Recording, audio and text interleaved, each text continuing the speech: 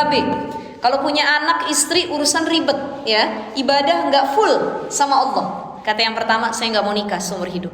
Kata yang kedua, saya berjanji untuk sholat malam, sholat tahajud semalaman full dan nggak akan tidur sama sekali. Jadi tiap malam saya tuh nggak bakal tidur, tapi full tahajud, sholat malam. Kata yang ketiga, saya berjanji saya tidak akan puasa layaknya puasa Nabi Daud, sehari buka sehari puasa, tapi saya akan berpuasa tiap hari berturut-turut sampai saya mati. Ngedenger itu Nabi marah. Apa kata Nabi? Siapa tadi yang ngomong bilang puasa nggak mau buka? Siapa tadi yang bilang mau sholat malam nggak mau tidur sama sekali? Siapa yang tadi bilang selama hidupnya nggak mau nikah? An-nikahu sunnati faman raghiba an sunnati falaysa minni. Kalian tahu? Aku yang udah dijamin masuk surga aja, kata Nabi, aku nggak gitu banget, nggak gulu namanya, itu gulu kalau dalam agama, nggak berlebihan dalam ibadah. Kalian, coba saya tanya, kata Nabi, saya sama kalian tuh siapa yang paling deket sama Allah tuh siapa? Engkau wahai Nabi. Ya aku aja yang paling deket, nggak gitu banget ibadahnya, itu bahasa ringannya gitu. Kok kalian segitunya menyiksa diri kalian untuk tidak mau berbuka, tidak mau tidur sama sekali, tidak mau menikah, padahal itu semua sunnahku, kata Nabi. Nah itu, jadi ibadah juga nggak boleh gulu, berlebih-lebihan. Terlalu ke kiri juga nggak boleh, artinya terlalu longgar, ya ibu-ibu. Terlalu longgar itu gimana? Alah nggak usah pakai jilbab, udah nggak dosa kok, udah nggak apa-apa, itu diampuni sama Allah. Tapi jangan juga terlalu gulu, berlebihan. Nah ini harusnya yang mana? Tengah-tengah, tawasud, ya. Jadi berlebihan tidak, terlalu longgar juga tidak, tengah-tengah, gitu ya. Jadi ada 3 puasa, 1 yang pengulangan tahun, ada yang pengulangan bulan, ada yang pengulangan minggu, terakhir yang keempat ada pengulangan hari, yaitu puasa Daud, gitu ya. Ada yang ketiga, kalau tadi hukum puasa wajib, 1 puasa yang hukumnya wajib, yang kedua puasa yang hukumnya sunnah, yang ketiga puasa yang hukumnya makruh. Apa arti makruh? Dibenci. Tapi nggak dosa, dibenci gitu. Sama kayak makan jengkol. Ibu-ibu suka jengkol? Petek suka? Apa makan jengkol dan petek itu hukumnya makruh? Kalau nggak dapat izin dari suami gitu ya, begitu mau dideketin suami bau mulut kita semuanya. Nah itu makruh, dibenci. Jadi apa puasa yang hukumnya makruh? Yaitu puasa di hari Jumat, Sabtu, ataupun hari Minggu, dan tidak diawali dari hari-hari sebelumnya. Itu makruh hukumnya, ya. Kemudian lagi puasa setahun penuh full, itu juga makruh hukumnya, ya. Yang keempat, ada puasa yang dihukumi haram. Dan puasa yang hukumnya haram terbagi 2. 1, puasa haram itu puasa yang hukumnya haram tapi tetap sah puasanya. Dan yang kedua, puasa yang hukumnya haram kemudian tidak sah puasanya. Kita bahas yang pertama dulu. Puasa yang hukumnya haram dan sah tapi sah puasanya. Apa itu? Puasanya istri yang tidak diizinin oleh suaminya. Sah puasanya, tapi haram karena sudah menyalahi aturan pasangan. Saya mau tanya, ibu puasa Senin Kamis, tiba-tiba siang hari Ramadan suami punya hajat. Kata suami, udah batalin aja mah, udah papa punya hajat, batalin aja. Atau walaupun bukan hajat untuk berhubungan, suaminya pengennya tuh makan bareng, pengennya istrinya makan juga, udah batalin aja mah, ini kan cuma puasa Senin Kamis. Kira-kira saya pengen tanya, ikut kata suami ngebatalin atau ngelanjutin puasa Senin Kamisnya? Kenapa ikut suami? Karena puasa Senin Kamis hukumnya sunnah, mentaati suami hukumnya wajib. Sekarang bulan Ramadan, kata suami, mah kita batalin aja yuk siang-siang Ramadan. Ikut kata suami apa ngelanjutin puasa Ramadan? Kenapa ngelanjutin? Karena wajib puasa Ramadan itu apa hubungannya dengan Allah, dan yang wajib kepada Allah harus lebih diutamakan dibanding kepada suami. Sekarang ibu sholat duha. Duha itu hukumnya apa? Sunnah. Dan suami saat itu juga nyuruh batalin.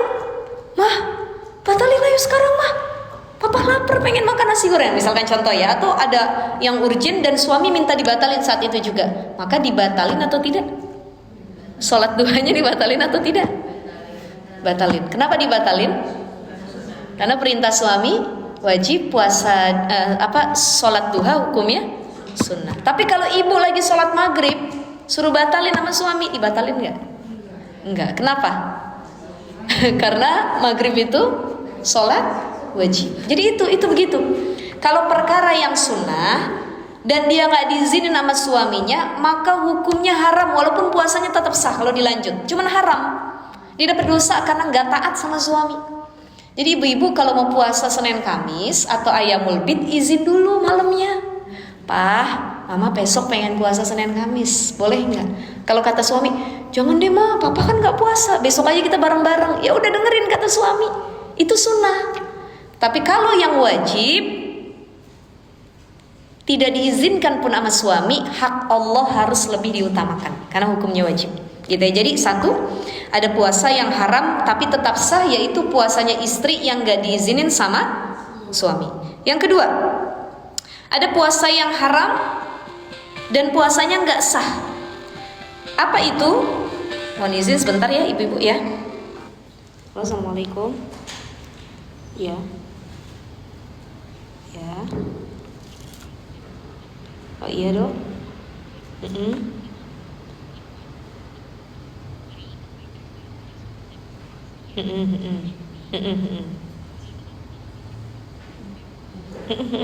Dapat infonya jam 1 tuh dari rumah sakitnya sesi 2 katanya.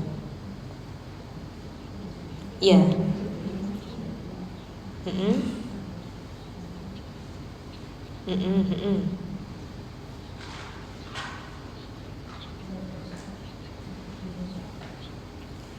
Oh berarti kalau datang pagi ini juga langsung bisa check in ya gitu ya, artinya langsung dapat kamar.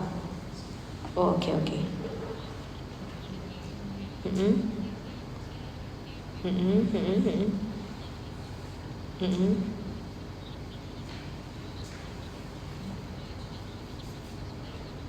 oke. Siap. Oh, oke.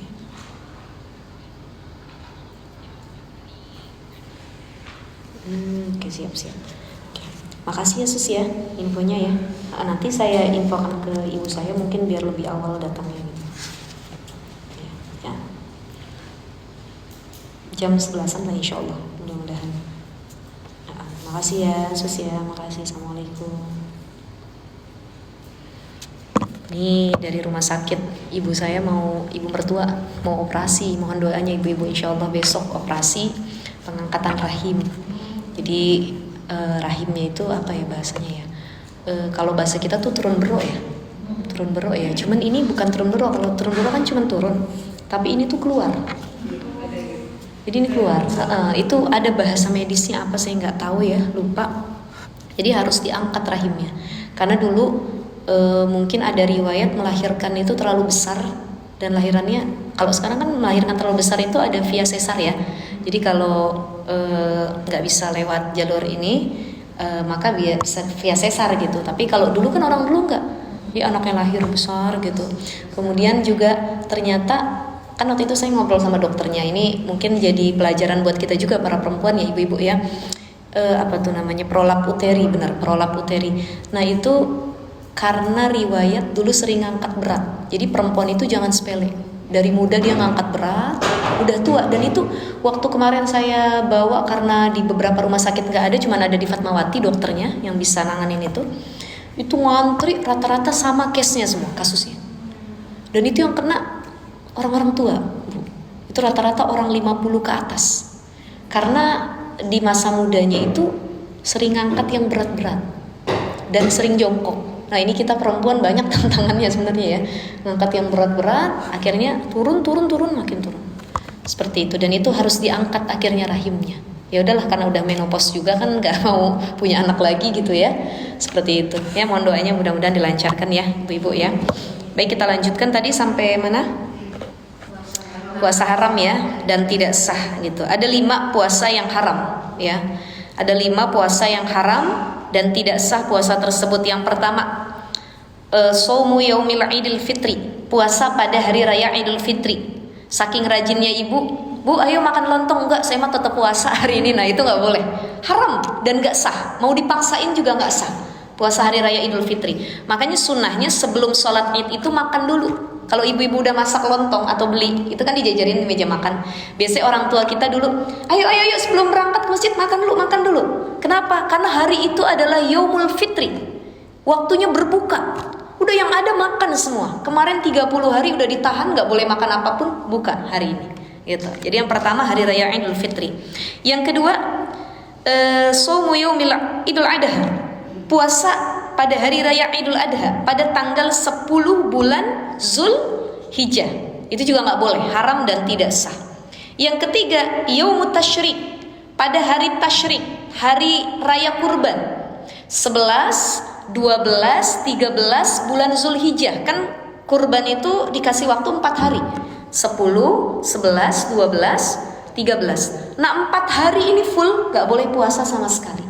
Mau itu qadha sunnah ataupun apapun yang lain gak boleh. Haram dan tidak sah. Yang keberapa tuh ya? 1, 2, 3. Yang keempat, puasa pada setengah atau separuh bulan kedua. Ini saya ringkas dari kitabnya. Dari bulan Sya'ban, yaitu dimulai dari tanggal 16. Ibu-ibu disimak baik-baik. Haram dan tidak sah orang yang berpuasa dari tanggal 16 Sya'ban sampai 30 Sya'ban. Tapi nanti kita akan bahas kecuali pengecualian. Ada orang yang boleh berpuasa dari tanggal 16 Sya'ban ke tanggal 30, diantaranya beberapa orang gitu ya. Itu yang keempat, haram dan tidak sah kalau dari tanggal 16 Sya'ban sampai tanggal 30, karena sudah menjelang Ramadan tuh. Ini kita belum Sya'ban ya, masih Rajab ya. Yang kelima, shaumu yaumus syak, puasa pada hari yang diragukan, yaitu pada tanggal 30 Sya'ban. Itu disebut dengan yaumus syak, hari yang diragukan. Kenapa diragukan tanggal 30 Sya'ban? Karena khawatir 30 Sya'ban itu udah ada hilal Ramadan. Jadi ada yang 30 Sya'ban dia udah masuk 1 Ramadan, tapi ada yang masih tanggal Sya'ban gitu. Kan masih berbeda nih, kayak kita di Indonesia kadang-kadang Muhammadiyah itu lebih cepat sehari baru NU sama pemerintah gitu ya. Nah kadang-kadang barengan Ramadan itu tergantung dengan caranya masing-masing. Ada yang meru'yatul hilal, ada yang pakai ilmu hisab dan lain sebagainya. Nah itu, makanya kan hari itu tanggal 30 Sya'ban itu syak, ragu-ragu udah Ramadan apa belum ya. Maka di situ haram dan tidak sah melakukan puasa pada tanggal tersebut. Tetapi ada pengecualian sekarang. Kapan diperbolehkan berpuasa pada saat hari syak tanggal 30 Sya'ban? Maksudnya begini, keadaan apa yang diperbolehkan orang tetap berpuasa pada tanggal 30 Sya'ban atau tanggal 16 sampai 30 Sya'ban? Pertama, mereka yang boleh berpuasa,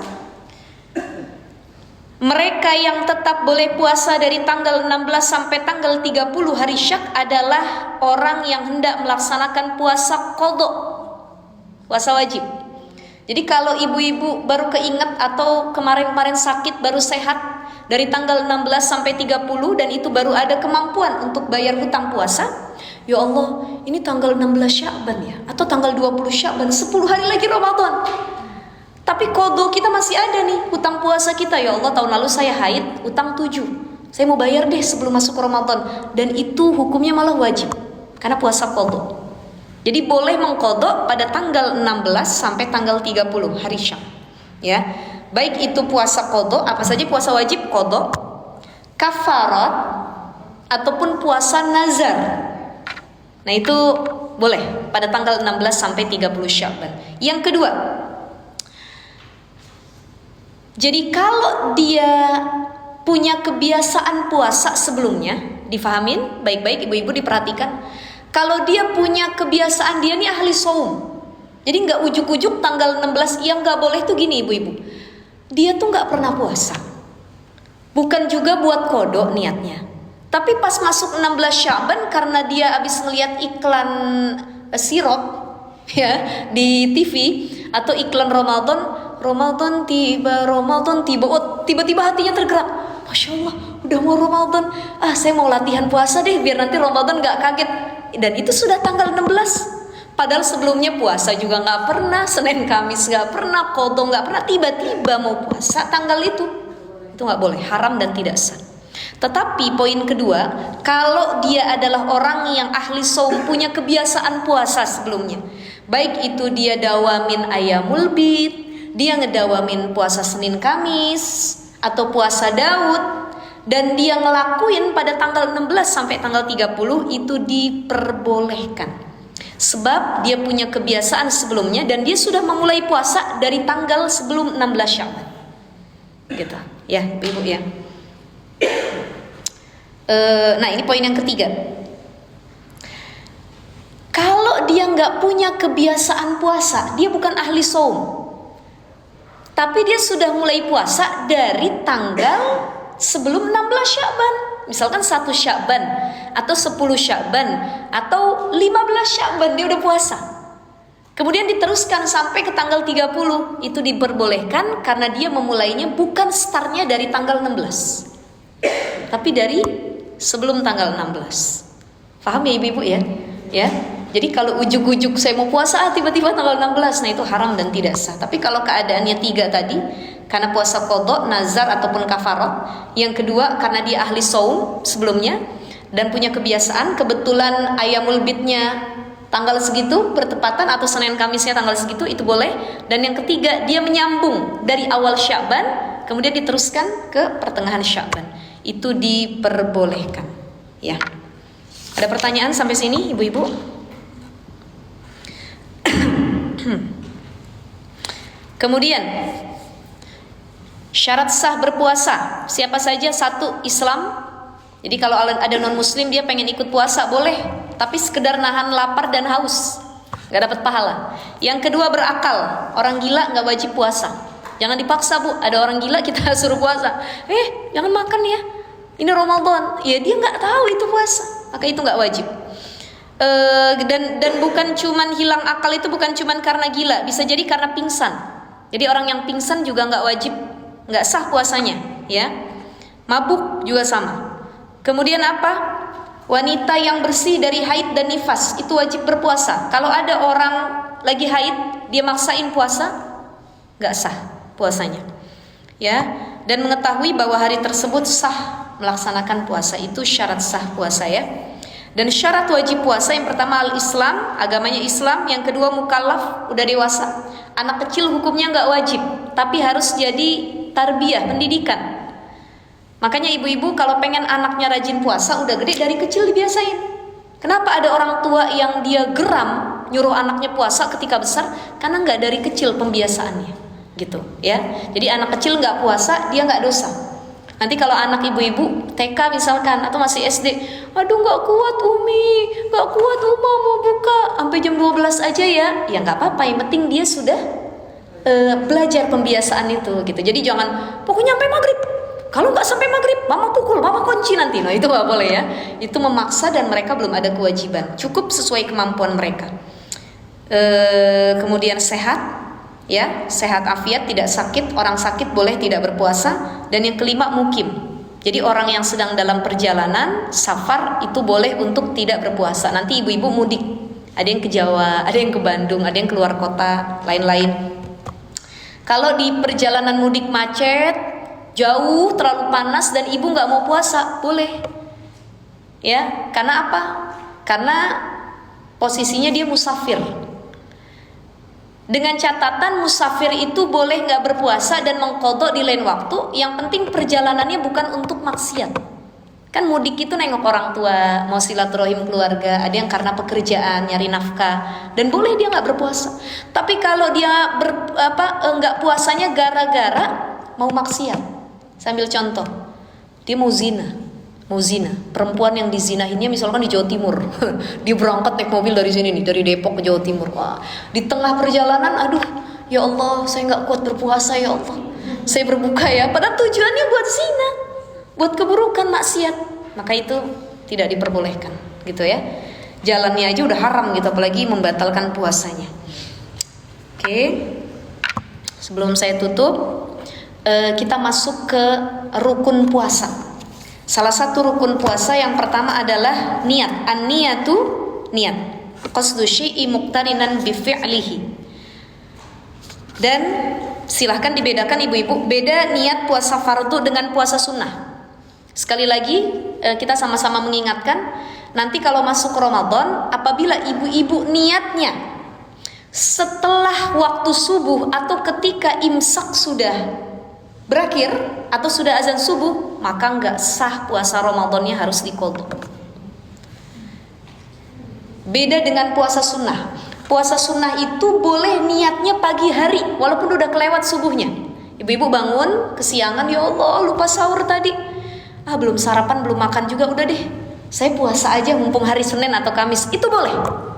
Tapi kalau puasa Ramadan kesiangan satu keluarga dan malamnya belum niat, makanya yang bikin kita hati-hati dan nguatin kita untuk niat itu apa? Orang yang rajin tarawih. Kalau dia rajin tarawih, diingetin sama imam, mari sama-sama kita baca niat nawaitu shauma ghadin an ada'i. Nah itu udah niat dari malam hari. Tapi kalau yang ya jarang tarawih dan di rumah juga mungkin gak tarawih, atau dia punya kesibukan sehingga lupa niat dan niatnya di pagi hari, gak sah. Karena batas niat itu waktu azan subuh ataupun imsak.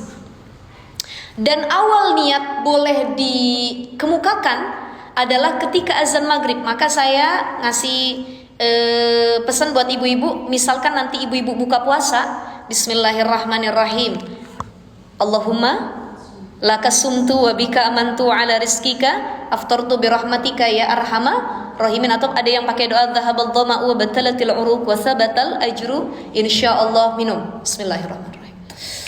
Langsung niatin buat besok, nawaitu shauma ghadin an ada'i fardhi syahri. Biar apa? Biar nggak lupa. Jadi buka langsung niat lagi buat besok, gitu. Nah, agar kita tidak niat, maka saya pernah sampaikan, silahkan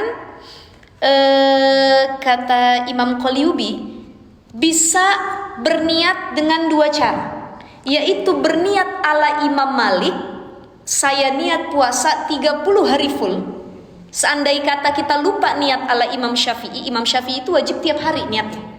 Tapi kalau Imam Malik ini kapan, misalkan tanggal 18 Februari misalkan hari pertama Ramadan, ya. Tanggal 17 malamnya itu tarawih pertama. Nah, tarawih pertama itu kita niat. Bagaimana niat ala Imam Malik? Silahkan dicatat ibu-ibu. Nawaitu sauma. Nawaitu sauma. Nawaitu sauma jami'i.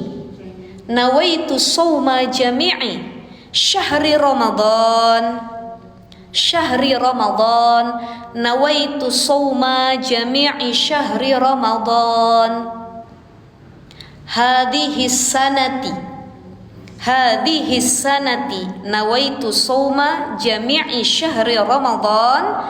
Hadhihi sanati taklidan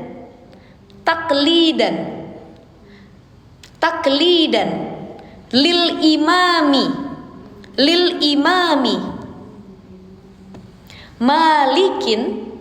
Malikin fardhan lillahi ta'ala. Nawaitu shauma jami'i syahri Ramadan hadhihi sanati taqlidan lil imami Malikin fardhan lillahi ta'ala, ya. Jadi itu nanti silahkan dibaca. Di awal malam pertama Ramadan kita taklid ke Imam Malik. Jadi Imam Malik itu niat puasa Ramadannya 30 hari full langsung. Tetapi kata Imam Qalyubi, selain kita berniat dengan cara Imam Malik untuk 30 hari full, tetap karena kita pakainya mazhab Syafi'i, jadi tiap hari harus diniatkan ala mazhab Syafi'i. Tiap malam, tiap waktu sahur, nawaitu shauma ghadin an ada'i fardhi syahri ramadhana hadhihi sanati lillahi ta'ala. Itu tetap dibaca. Jadi Imam Malik niatnya kita ikut, Imam Syafi'i tiap malam kita niatin juga. Nah itu, seperti itu ya. Jadi jangan sampai ketinggalan. Karena tidak boleh berniat setelah waktu subuh, ya, tidak boleh. Berbeda dengan puasa sunnah yang boleh diniatkan di pagi hari. Ya. Oke, ibu-ibu.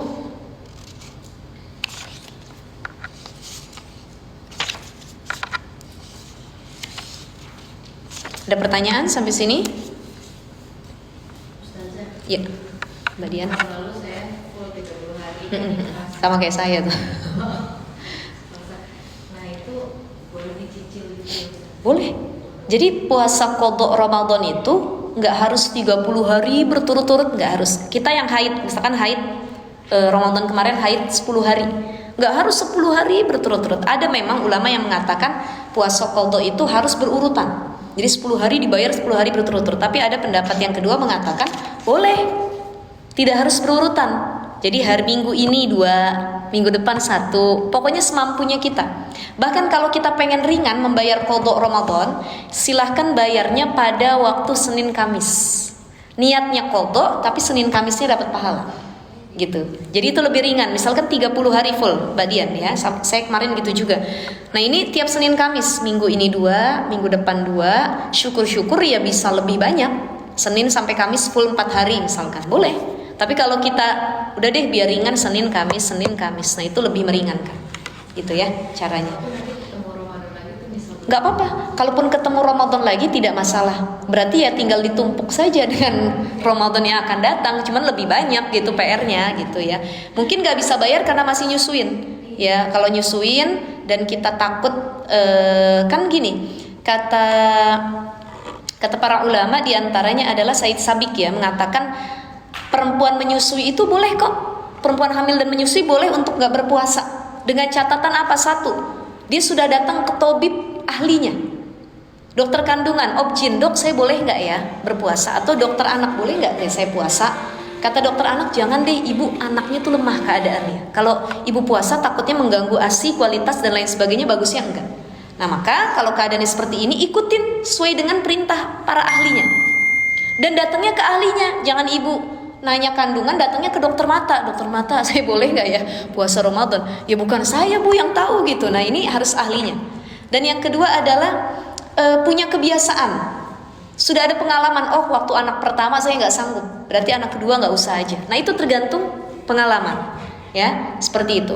Jadi boleh kalau ditahan dulu nggak sanggup karena masih menyusui. Yang penting nanti jadi double gitu ya. Ada lagi ibu pertanyaannya? Silahkan.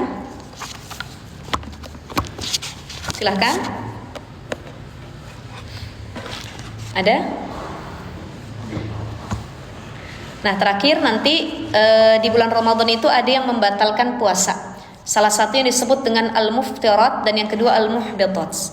Al-muftirat itu membatalkan puasa dan membatalkan pahala puasa. Contohnya apa? Tadi makan, minum, hubungan suami istri, kemudian muntah dengan sengaja, ya itu membatalkan puasa dan membatalkan pahala. Ada yang disebut dengan bukan al-muhbitat, al-mubtilat.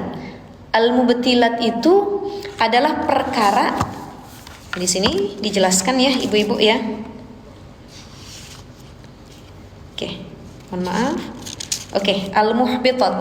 Al-muftirat itu tadi makan, minum, perkara yang batalin zohirnya puasa. Jadi nggak bisa ngelanjutin sampai maghrib. Tapi ada yang kedua, al-muhbitat. Al-muhbitat itu dia nggak batalin puasa secara zohir, tapi dia batalin pahala puasa. Jadi ibu-ibu tetap dihitung sah puasa nyampe maghrib, cuman nggak ada pahalanya. Kamin shaimin laisa lahu min siyamihi ilal ju' wal atas, cuma nahan lapar haus, nggak ada isinya tuh puasanya gitu. Di antaranya apa yang batalin pahala puasa? Ghibah, ngomongin orang, lagi puasa ngomongin orang. Namimah, adu domba. Sumpah palsu, demi Allah lagi puasa padahal dia bohong. Al-kilbu, berbohong. Nah itu perkara-perkara atau berkata kotor ketika puasa itu batalin pahala, tapi puasanya tetap jalan zuhirnya. Ya, tapi kalau tadi makan, minum, hubungan itu batalin dua-duanya dan harus diqadha. Ya itu disebut dengan al-muhbitat dengan al-muftirat gitu. Tadi ibu-ibu ada pertanyaan? Mohon izin saya nggak panjang lebar ya, silahkan. Tapi sholat wajibnya yang ketinggalan berarti nggak wajib qadha, cuma nggak ada pahalanya. Kalau sholat wajibnya ketinggalan, kalau ketinggalannya gara-gara apa? Kalau disengaja baik disengaja atau tidak, sholat itu wajib diqadha. Ya, misalkan ini sholat subuh kita kesiangan, ya itu bulan Ramadan, ya langsung kita qadha.